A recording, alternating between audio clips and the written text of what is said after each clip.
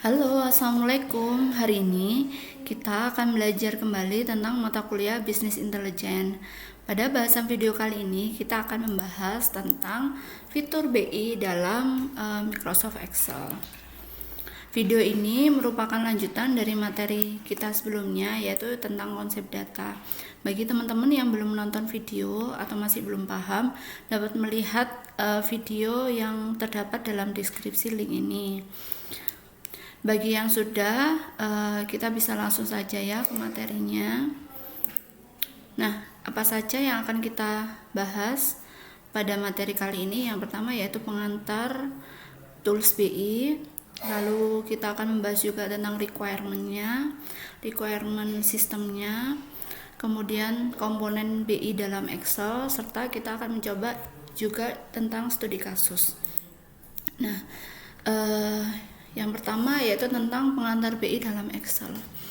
Secara garis besar, BI atau Business Intelligence yang telah kita pelajari itu merupakan suatu proses untuk merubah data-data mentah menjadi informasi yang berguna bagi keputusan bisnis.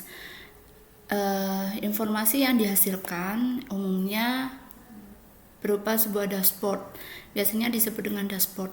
Dashboard tersebut bisa menggunakan chart atau dalam bentuk chart, nilai, dan teks-teks tertentu, atau bisa juga berupa tabel data yang telah tersaring datanya atau terfilter. Nah, sedangkan proses BI ini juga melibatkan banyak cara gitu ya, banyak cara yang bisa kita pakai gitu, serta tools-toolsnya yang berbasis teknologi agar kita bisa menghasilkan informasi yang tepat. Salah satu contoh tools yang banyak digunakan biasanya menggunakan Microsoft Power BI, Tableau, dan lain-lain. Nah, sedangkan yang akan kita bahas ini, kita akan menggunakan Excel. Excel sendiri memiliki kapabilitas untuk dapat digunakan mengolah BI, walaupun ada beberapa limitasi, terutama dari segi performance. Nanti akan kita bahas kenapa kok Excel memiliki limitasi. Jadi nanti kita akan bahas fitur-fitur BI yang nanti akan kita pakai di dalam Excel. Yang pertama, teman-teman harus tahu dulu kebutuhan sistem atau requirement-nya. Di sini saya merekomendasikan teman-teman atau laptopnya atau PC-nya itu menggunakan OS Windows yang versi 8 atau lebih. Saya rekomendasi menggunakan Windows 10 dengan 64 bit.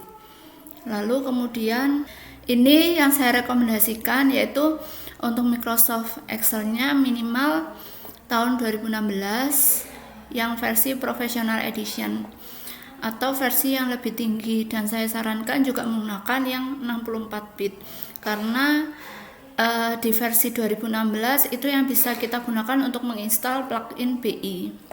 Kemudian untuk RAM ini sebenarnya dari segi RAM atau performance ketika kita melakukan pengolahan data yang lebih banyak, yang banyak sekali, itu disarankan untuk menggunakan RAM yang lebih besar. Akan tetapi kita prosesnya masih pembelajaran, saya sarankan 4 GB atau 2 GB juga nggak apa-apa gitu ya. Kemudian next, nah saya jelaskan dulu komponen BI dalam Excel. Kita biasanya menggunakan sumber data yang kita butuhkan, biasanya itu sangat banyak dari berbagai macam sumber. Bisa dari Access, bisa dari Excel, bisa dari CSV dan lain sebagainya, atau dari SQL. Nah, sedangkan prosesnya gitu ya, prosesnya yang akan kita lakukan di dalam salah satu fitur BI dalam Excel, kita menggunakan sebuah plugin yang bernama Pivot Table. Pivot Table bisa teman-teman lakukan dengan cara untuk add-in-nya teman-teman bisa lihat di sebelah sini ya. Ini sebelumnya kita sudah buka dulu file Excel-nya. Kemudian klik bagian file, pilih option. Nah, di sini akan muncul sebuah Excel option dan teman-teman klik ke add-ins, bagian add-ins. Kemudian di sini ada manage. Manage ini teman-teman pilih yang com add-in. Kemudian kita go. Nah, untuk pivot table kita bikinnya yang ini ya. Nah, Microsoft Power Pivot Table. Ini teman-teman centang, kemudian klik OK. Nah, mana yang akan berubah? Yang berubah di menu ribbon ini di bagian atas dengan judul Pivot Table. Nah, Pivot Table ini ketika kita klik akan muncul sebuah menu di dalam ribbonnya, yaitu ada Manage, Measure, KPI, Add Data Model. Data model ini sudah kita pelajari di video sebelumnya. Kemudian Update All dan Detect. Nah, apa saja yang akan kita pelajari? Nanti kita akan langsung saja ya demo ke studi kasus. Nah, nanti ini ada jadi dari sumber data, saya ulang ya, dari sumber data yang sudah kita peroleh atau yang telah kita peroleh itu nanti akan diolah ke dalam pivot table atau kita sebut data model di dalam Excel, yang nantinya setelah kita lakukan di sini, data model di sini akan kita bentuk menjadi sebuah visualisasi. Visualisasi ini bisa menggunakan pivot table, pivot chart, power view, atau power map. Kenapa kok kita tidak menggunakan pivot table yang biasa? Karena tadi balik lagi ke bagian ini ya, limitasi. Nah, kalau kita mengolah data di dalam Excel tanpa menggunakan power pivot, nah itu jumlah data yang bisa kita olah hanya sebesar atau sejumlah 1 juta record atau 1 juta baris data. Sedangkan kalau kita menggunakan power pivot atau pivot table yang ini gitu ya, salah satu toolsnya BI, power pivotnya, itu kita bisa mengatasi limitasi ini, sehingga data yang akan kita olah itu bisa dalam jumlah yang banyak gitu ya, lebih dari 1 juta atau tak terbatas. Jadi seperti itu. Kemudian sumber datanya pun juga bisa macam-macam, kita bisa ambil dari SQL dan lain sebagainya.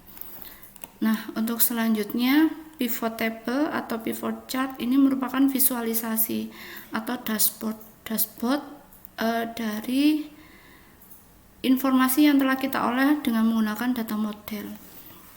Kemudian ada salah satu tools juga di sini yang dinamakan Power Query. Power Query ini digunakan apabila kita akan melakukan transformasi data. Transformasi data seperti apa? Mungkin untuk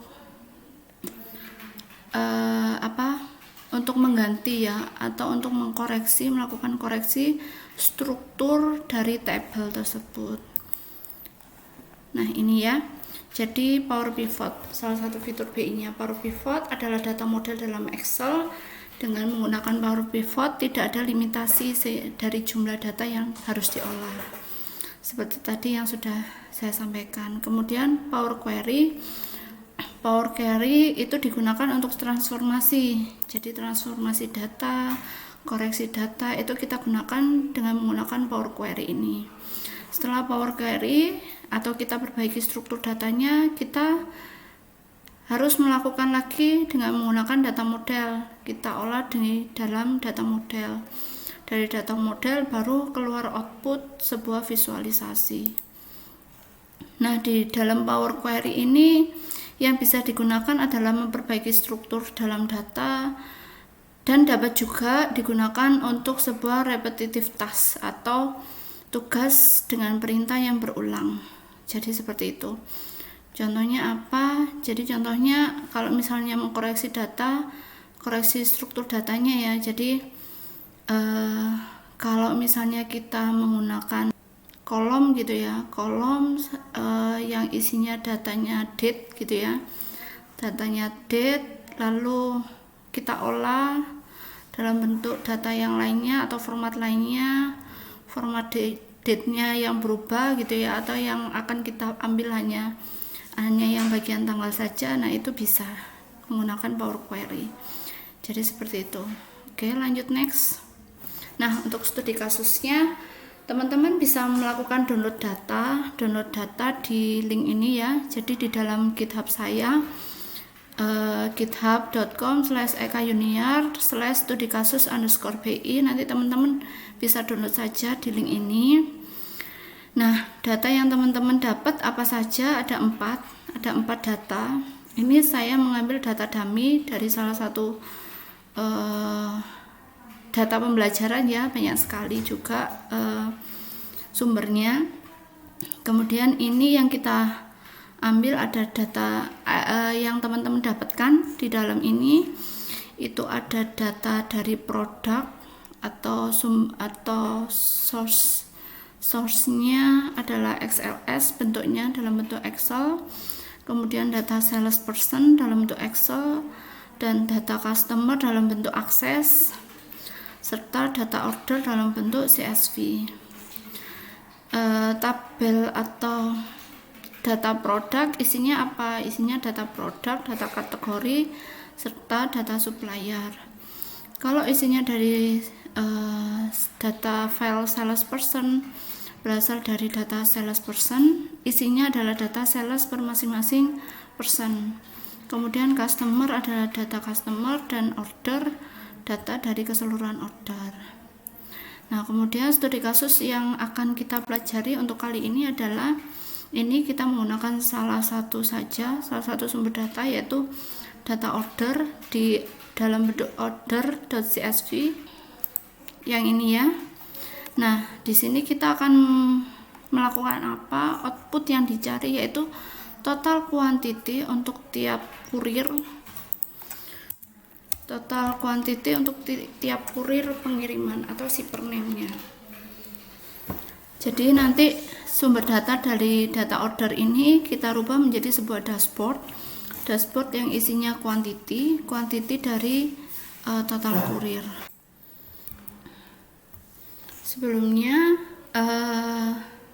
Sebelumnya teman-teman bisa buka ya. Jadi link ini di sini ada, ini link untuk data download ya, download dari studi kasusnya BI. Teman-teman bisa download di sini ya, bisa lakukan cloning GitHub atau download di zip. Nah, silakan. Kemudian untuk selanjutnya kita akan melakukan kita akan melakukan langsung ya prakteknya ya. Sebentar. Nah, untuk yang pertama, setelah datanya teman-teman siapkan,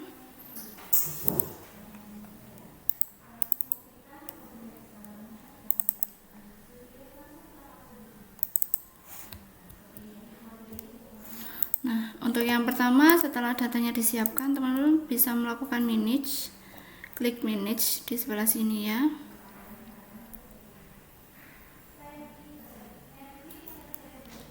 Nah, setelah diklik manage, di sini akan keluar sebuah tampilan baru dengan nama Power Pivot. Nah, di Power Pivot ini kita bisa melakukan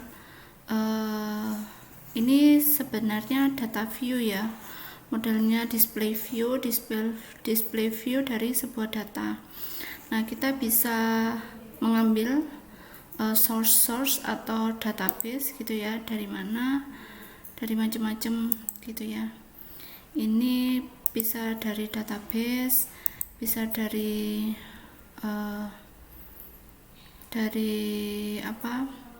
data yang lainnya, sumber yang lainnya gitu ya. Ini ada get data eksternal atau get external data.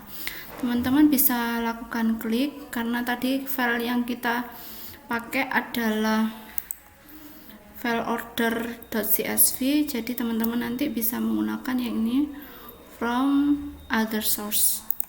Kemudian kita klik, kita bisa lihat di sini untuk Power Pivot ini bisa connect dari berbagai macam data source, dari SQL server, dari Oracle, Teradata, Sybase, kemudian IBM dan lain sebagainya. Nah, sedangkan yang akan kita pakai adalah teks CSV atau teks biasa. Kita ambil yang paling akhir, yaitu di sini ada text file, kemudian next, Setelah next, kita cari tadi ada di mana filepatnya.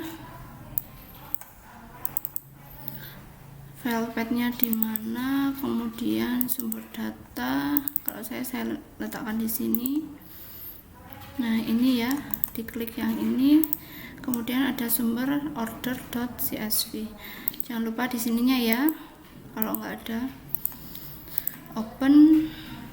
Nah, karena file yang akan kita gunakan adalah dalam bentuk CSV atau comma separated value gitu ya, sehingga penandanya adalah penanda dari koma. Bisa kita coba gitu ya, bisa kita coba dengan buka dulu via notepad gitu ya. Kita coba dulu notepad ya. Nah, di sini ini adalah penandanya dalam bentuk koma. Jadi seperti itu ya. Oke, ini setelah seperti ini ini sudah dibagi menjadi beberapa field column. Kemudian kita lakukan finish. Nah, ini ada proses ya. Terdapat 2155 data yang terfetch atau yang tertransfer. Kemudian kita close.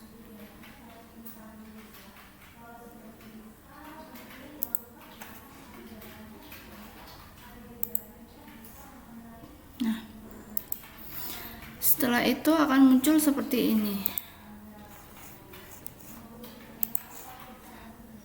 Akan muncul seperti ini ya. Ini datanya akan muncul banyak sekali.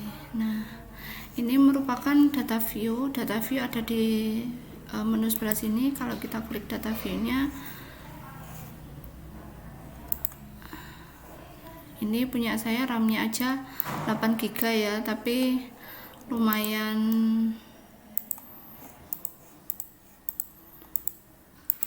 agak lambat gitu ya. Nah, karena bukanya sambil rekam gitu. Oke. Nah, ini sudah muncul. Ini ada order date, order.id, ada produk ID, customer ID, sales ID, ship date-nya sama shipper name-nya, serta unit price-nya, quantity dan price-nya berapa. Nah, setelah itu yang akan kita lakukan adalah menggunakan sebuah pivot table.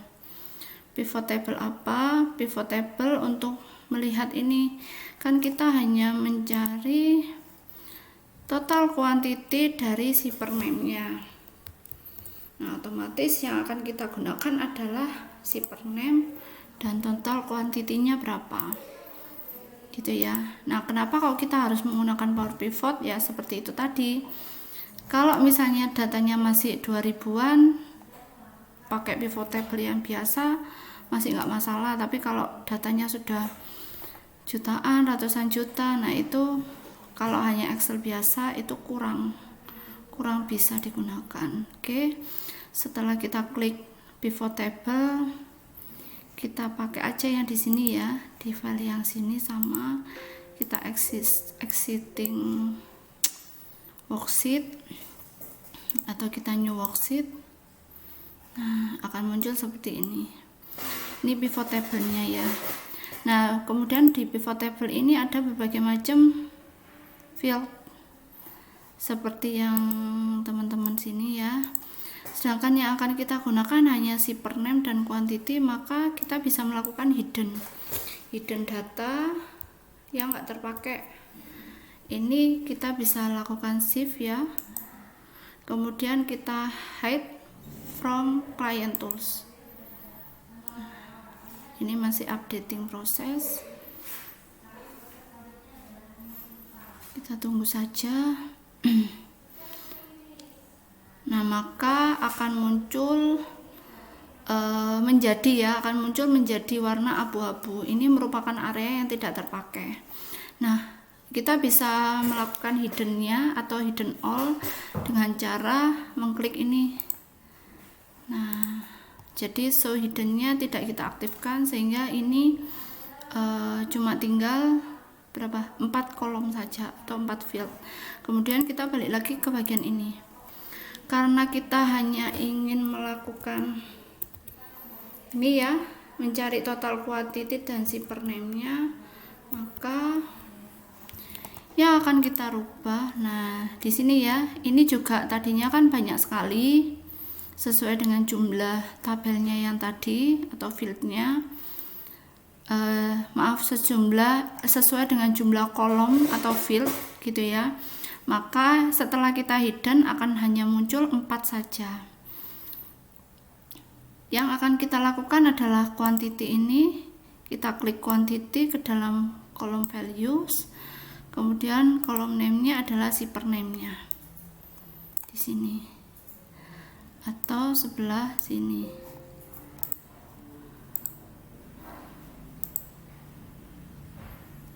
Oke, sini ya, kolom name-nya sebelah sini. Nah, maka akan muncul ini jumlah quantity dari masing-masing shipper name, quantity dari masing-masing shipper name-nya, kemudian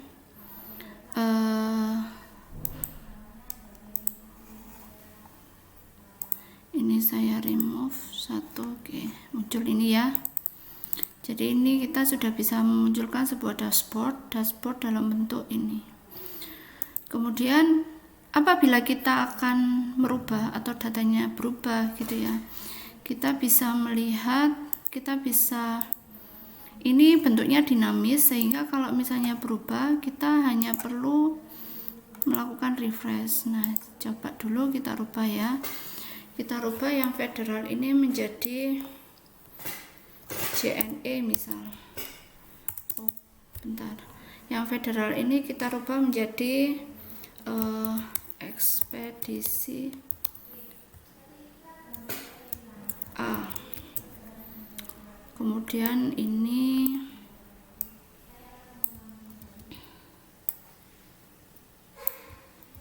saya rubah beberapa.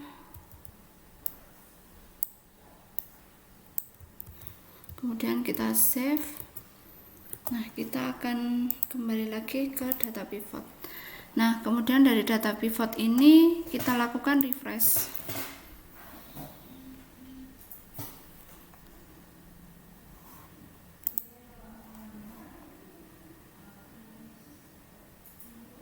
Setelah melakukan refresh, maka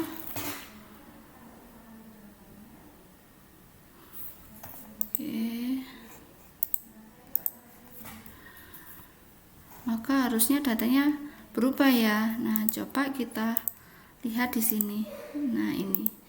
Jadi ada ekspedisi A dengan summary total quantity-nya 36.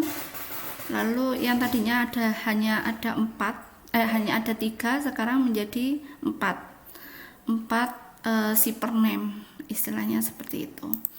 Nah, di sini kita nggak perlu melakukan perubahan di dalam dashboard, karena setelah datanya terkoneksi dengan menggunakan pivot table, ini sudah langsung otomatis ke dalam dashboardnya. Nah, ketika teman-teman akan melakukan closing data yang di sini atau di Power Pivot ini, teman-teman hanya langsung saja lakukan close gitu ya. Close tanpa perlu disimpan, karena pivot table yang itu atau Power Pivot itu sudah tergabung dalam penyimpanan di Excel. Jadi kita hanya perlu menyimpan dalam bentuk Excel seperti biasa. Kita save as seperti biasa. Sebentar, oke.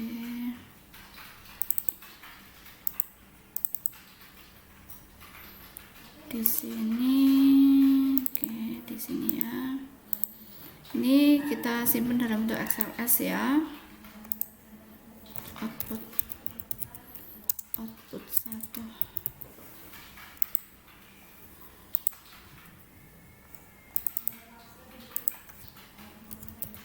Contoh satu. Oke, saya save. Nah, ini sudah seperti ini. Nah, tugas teman-teman apa? Tugas teman-teman sekarang improvisasi dari hasil ini dirubah menjadi sebuah visualisasi dalam bentuk diagram pie chart serta dalam bentuk bar chart gitu ya. Nah, jadi setelah ini contohnya, teman-teman harus rubah ini dalam bentuk pie dan bar. Jika ada yang mau ditanyakan bisa lihat di sini ya, ini ya contohnya ya.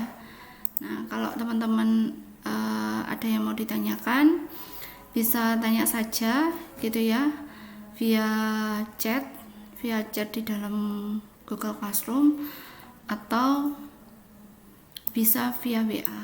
Mungkin itu saja untuk materi kita hari ini. Next time kita akan belajar tentang bagaimana melakukan relasi data dari berbagai macam source gitu ya, yang bisa kita gunakan dengan menggunakan fitur BI di Excel. Terima kasih. Wassalamualaikum warahmatullahi wabarakatuh.